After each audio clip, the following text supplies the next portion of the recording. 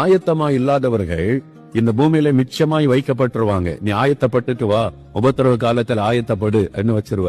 அப்ப எப்பவுமே நம்ம ஆயத்தமா இருக்கணும். அல்லேலூயா சொல்லுங்க. தினமும் ஜெபிக்கும் போது, ஆண்டவரே உம்முடைய வருகை இன்றைக்கு இருந்தாலும் நான் உம்முடைய சமூகத்துக்கு வரணும், என்னை ஆயத்தப்பட, அந்த உணர்வோட வாழணும். கிறிஸ்தவர்கள் இன்னும் எத்தனையோ வருஷம் இருக்க போது இஷ்டப்படி வாழலாம் நினைச்சுக்கிட்டு வாழக்கூடாது. நீங்க அப்புறம் இந்த பூமியில கைவிடப்பட்டு விடுவீர்கள். எப்பொழுதும் ஆயத்தமா இருக்கணும். அவர் திருடனை போல வருவா. எக்கால சத்தம் ஆயத்தமா இருக்கிறவங்க காதுல தான் எக்கால சத்தம் கேட்கும். மற்றவங்களுக்கு அந்த சத்தம் கேட்காது. காதுல தொனித்த உடனே அவங்க மறுரூபமாக்கப்பட்டு கண்ணிமை நேரத்திலே மறுரூபமாக்கப்படுவோம். 1 கொரிந்தியர் 15 அதிகாரத்துல பவுல் அதை பற்றி எழுதுகிறார். கண்ணிமை நேரத்தில் மறுரூபமாக்கப்பட்டு இயேசுவோடு இருப்போம். அப்ப மத்திய ஆகாயத்துல ஆண்டவரை சந்திக்க கிறிஸ்துவுக்குள் மரித்தவர்கள் எழும்பிடுவாங்க. ஆயத்தமாயிருக்கிற தேவ பிள்ளைகள் எடுத்துக்கொள்ளப்பட்டு மத்திய ஆகாயத்துல ஒரு கூட்டமாய் சந்திப்போம். அதன் பிறகு ஆண்டவர் எல்லாரையும் அழைத்து கொண்டு பரலோகத்திற்கு செல்லுவா.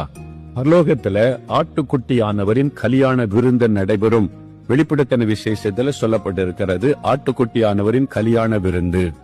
அப்போ மணவாளனாகிய இயேசுவோட மணவாட்டியாகிய சபைனா ரட்சிக்க